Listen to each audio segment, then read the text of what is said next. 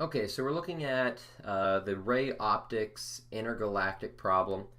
This is number 8, where we're looking at a ray of light that is originating in some glass with index of refraction 1.5, and then that light is reaching the barrier surface of air, which is an index of refraction of 1, and then we're given here 4 different possibilities of how this light ray is going to continue to travel: A, B, C, or D.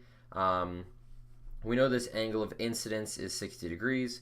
We're asked to explain which ray best represents what is going to happen in this light after it passes through the boundary layer. Okay. Well, if we kind of take a look at this and we just kind of work through it, we can quickly get to our true answer here, even without doing any math, without doing anything other than some logical thinking. We have talked in class, and if you weren't there, this is a helpful thing to think about. The skateboarder, if we have someone on a road here, such as a skateboarder, and then we have some grass or dirt right next to the road. So this is a grassy knoll. If you were riding a skateboard, we'll just make our skateboard red for today. If you're riding a skateboard like this, coming in at some angle, and there's a tire here, there's one on the back side, and then here and here, what will happen as you ride the skateboard forward, or maybe it's a wagon, it's a little red wagon, axles broke. This front wheel right here is going to hit that grass or that dirt patch faster than anything else. It's going to just hit it first, okay? It's the first contact point on that wagon. And because of this, that wheel is going to slow down. And because that wheel slows down, the rest of the wagon, it's still on the road, so it's always going to maintain that same speed there.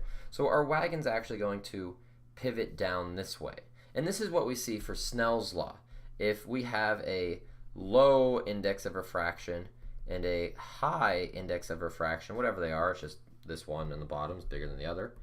When our ray of light strikes that surface, what ends up happening is, and it's more complicated than this because we haven't gotten to wave motion yet, but this light turns inward, and we can think about it as like a slowing down of that section closest to it. Okay, that's an easy way to think about it.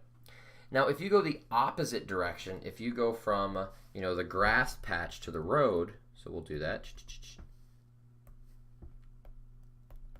Redraw the grassy knoll. Now, if we're in the grassy knoll going out,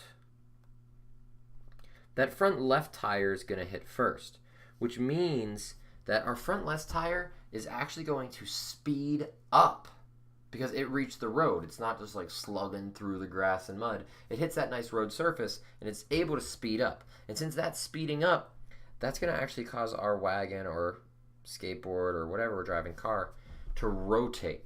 And in terms of Snell's law, what this looks like is as our light approaches some barrier, when it's going from a high index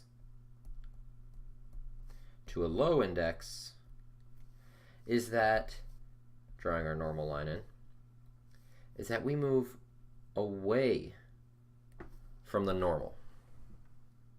Now, if we look at our picture here, we are going from a high index to a low index right here. Okay. Well, we know for our normal line, we need to bend away from it, which means that A cannot be an answer. We're never going to see that effect.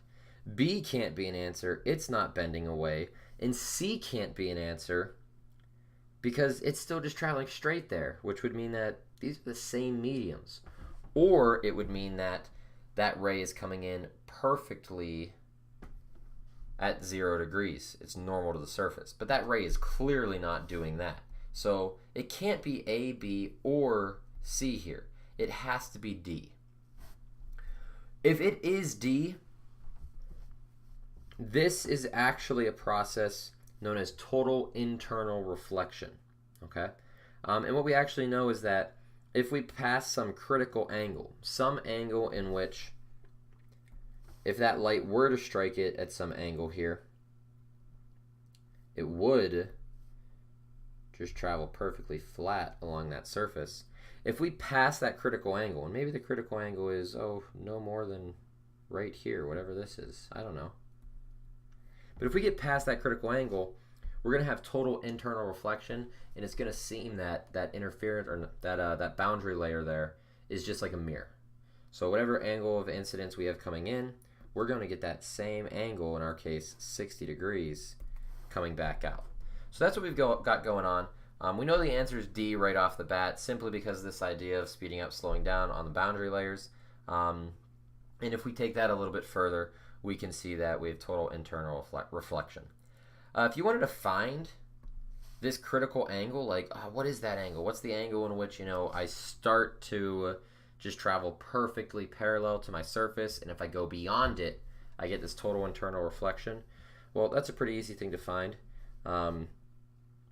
Since we know that we're traveling from some medium n1, and this is Snell's law, sine of theta 1 equals n2 sine of theta 2. If we just look at this green answer here, these are the 1s and this is 2 up here.